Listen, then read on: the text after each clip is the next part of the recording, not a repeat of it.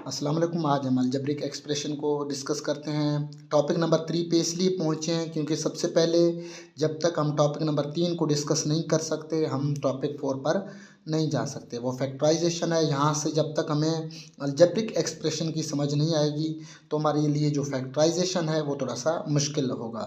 इसलिए हम algebraic expression को पहले डिस्कस करते हैं। सबसे पहले आप देख लें, यहाँ पर मैंने लिखा हुआ है 5 + 2। अगर इनको मैं ऐड करूं तो मेरे पास आंसर 7 आता है। ये मैंने इजीली ऐड की, मेरे लिए कोई मुश्किलात इसमें नहीं आए। अगर मैं यहाँ पर करूं x + 2 = तो मेरे पास आंसर क्या होगा। इंग्लिश में जितने भी अल्फ़ाबेट होते हैं ए से लेकर बी से लेकर जी तक, इनको हम बोलते हैं वेरिएबल। इनको हम कहेंगे वेरिएबल। इसके अलावा हमारे पास जो ये 1 2 3 ये इस तरह की कोई भी वैल्यू 50 60, इनको हम कहते हैं कांस्टेंट। ठीक है। अब मेरे पास एक ऐसा लाइन जिसमें मेरे पास एक मैथ का एक ऐसा क्वेश्चन जिसमें मेरे पास वेरिएबल भी हूँ और कांस्टेंट भी हूँ, मैंने उनको सॉल्व करना है। एक वेरिएबल की वैल्यू निकालनी है। उस एक्सप्रेशन को मैं कहूँगा अलजेब्रिक एक्सप्रेशन।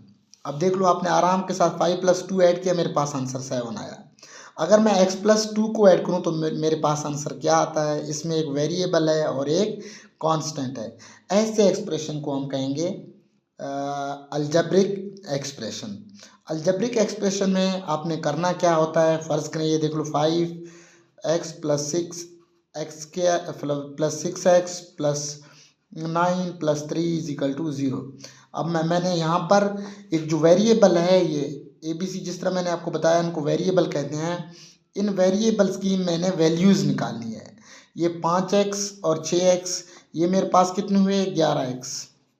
9 + 3 मेरे पास कितने होते हैं, ये मेरे पास 12 बने। तो इनको अगर मैं देखूं, यहाँ पर एक वेरिएबल एक कांस्टेंट है, यहाँ पर सिर्फ कांस्टेंट है, ये मेरे पास ऐड नहीं हो सकते। ये मेरे पास एक अलजेब्रिक एक्सप्रेशन हुई।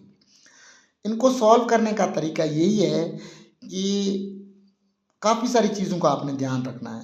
अब देख लें x की पावर 2 + x की पावर 3 + y की पावर 2 + y की पावर 3, ये कभी भी एक दूसरे के साथ ऐड नहीं हो सकते। वेरिएबल्स का ऐड होना एक शर्त पे है कि मेरे पास ये जो वेरिएबल होंगे सबसे पहले इन्होंने सेम होना है। जिस तरह ये दोनों x हैं, मैं चेक करूँ ये ऐड होंगे। उसके बाद उनका पावर का भी सेम होना मेरे पास लाजमी है। अगर ये पावर में सेम नहीं होंगे तो भी मैं उनको ऐड नहीं कर सकता। यहाँ पर दोनों x तो हुए लेकिन इनके पावर जो है ना वो चेंज हुए, इसलिए मैं इनको भी ऐड नहीं कर सकता। ये y दोनों सेम तो हुए लेकिन इनके पास y की पावर 3 और y की पावर 2 का डिफरेंस आया, इसलिए मैं उनको भी एक दूसरे के साथ ऐड नहीं कर सकता। तो मेरे पास ये एक अलजेब्रिक एक्सप्रेशन बनी।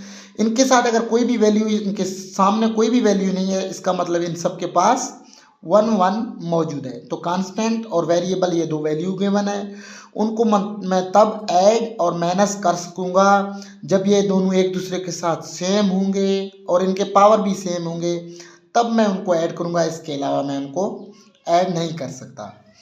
अब इसी मिसाल को हम देखते हैं। पहले ये 11x + 12 = 0। अब मैंने वैल्यूज़ निकालनी है 11x की। 11x की वैल्यू निकालने के लिए मैंने करना क्या होता है, जो x है ना इसको मैंने एक साइड पे अकेला छोड़ देना है। बाकी जो जितने भी वैल्यूज़ मेरे होंगे मैंने उनको = के इस साइड पे शिफ्ट करना है। सबसे पहले मैं देखता हूँ 12 के सामने प्लस है तो ये 12 के सामने प्लस है तो ये +12 का हुआ। अब मैंने करना क्या है, 11x को तो मैंने वैसे छोड़ा, 11 के साथ यहाँ पर x जो है ना मल्टीप्लाई हो रही है। अब मैंने = के सामने = लिखा। अब मैं 12 को यहाँ पर शिफ्ट कर रहा हूँ क्योंकि मैंने निकालनी है एक वेरिएबल की वैल्यू। मेरे पास वेरिएबल की वैल्यू तब निकलेगी जब जो ये 11 है ये उस साइड पे जाए और मेरे पास x अकेला रहे, तब मेरे पास वेरिएबल की वैल्यू आएगी। अब मैंने 12 को इस साइड पे शिफ्ट किया। ये पहले मेरे पास +12 है, जिस डिजिट के साथ कोई भी साइन नहीं होता उसका मतलब उसके साथ प्लस का साइन है। यहाँ तो मैं वैसे भी साइन शो हो रही है। अब ये प्लस जो है ना मेरे इजिकल टू के इस साइड पे शिफ्ट हुआ। ऐसी वैल्यूज जिनको हम उठाकर इजिकल टू के इस साइड पे शिफ्ट करें, उनके सामने हम पहले प्लस है तो माइनस लिखेंगे, अगर माइनस है तो प्लस लिखेंगे। यहाँ पर 12 के साथ प्लस है तो मैं इस साइड पे 12 के साथ माइनस लिखता हूँ। अब भी मेरे पास जो 11 और x है, ये x जब तक अकेली नहीं रहती तब तक मेरे पास इस वेरिएबल की वैल्यू नहीं आती। अब मैंने करना क्या है, x को यहाँ पर रखना है, ये इजिकल टू ये -12। याद रहे कि यहाँ पर मेरे जो 11 और x हैं ये एक दूसरे के साथ मल्टीप्लाई हो रहे हैं। जब मैं 11 को इजिकल टू के इस साइड पे शिफ्ट करूं तो मेरे पास ऐसी रकम जो यहाँ पर 11x एक दूसरे के साथ मल्टीप्लाई हो रहे हैं, तो इस साइड पे मैं जो भी रकम लेके जाऊंगा वो उस साइड पे जाकर मेरे पास डिवाइड होगी। ये मेरे पास x की वैल्यू आई, x इजिकल टू -12/11। ये एक अलजेब्रिक एक्सप्रेशन है, इसमें से मैंने x की वैल्यू निकाली है। अब इस तरह के कुछ सवालात हम डिस्कस करते हैं नेक्स्ट वीडियो में, वो आपने लाजमी देखना है। ये एक सीरीज़ है, चलती रहेगी। इससे पहले अगर आप वीडियोस नहीं देख रहे हैं तो मेरे यूट्यूब चैनल पर आप तमाम टॉपिक्स हमने रियल एंड कम्प्लेक्स नंबर के डिस्कस किए हैं, वो आप जाकर विजिट कर सकते हैं। इंशाल्लाह मैथ के तमाम टॉपिक हम एक एक करके डिस्कस करेंगे। हम मज़ीद इम्प्रूवमेंट इसमें इंशाल्लाह लेके आ रहे हैं।